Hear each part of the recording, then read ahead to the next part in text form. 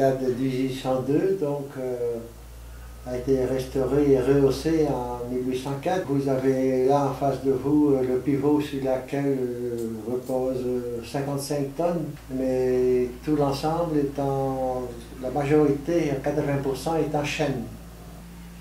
Donc vis-à-vis du pivot, on pourrait croire que le poids principal, les 55 tonnes, se trouve là au pivot. Le pivot, il est juste là pour tenir le moulin droit. Ça repose sur les côtés que vous pouvez voir.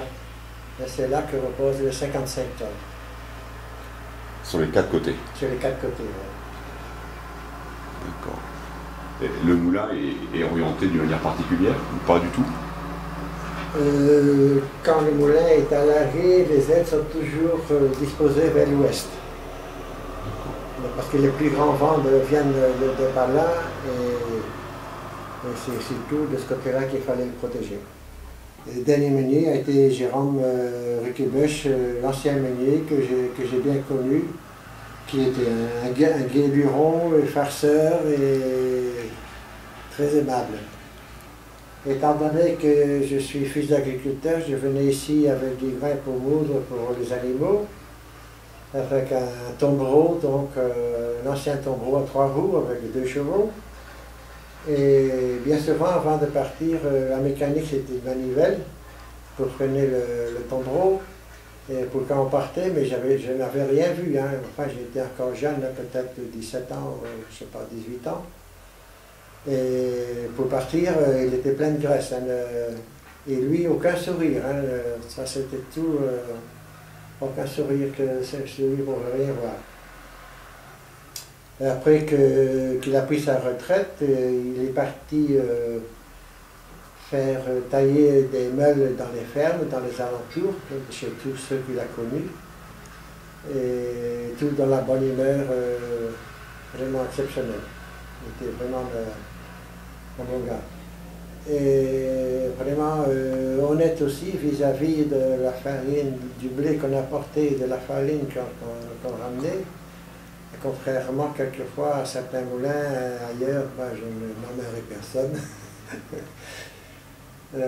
Enfin, c'était comme ça. Il était honnête vis-à-vis pour la farine qu'on avait en retour. Et il y a eu un géant à sa mémoire, qui est Jérôme Le Meunier. Et ce géant, il a 20 ans. Donc, il a été baptisé en mai 1993. 1993. Je me souviens d'une anecdote pendant la guerre. Pour le pain, c'était revendiqué pendant l'occupation allemande.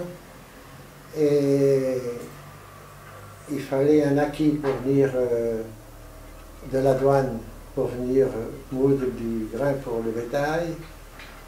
Et mon père avait fait une cache en dessous de la cage des tombereaux.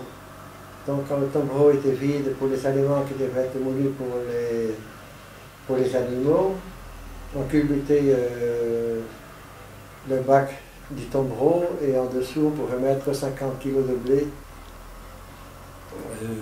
pour faire de la farine. D'accord. Et c'est souvent encore le jeudi, parce que le jeudi c'était les vacances pour les enfants, à ce moment-là des écoles. Et le jeudi, les enfants passaient pour avoir des tartines bien beurrées.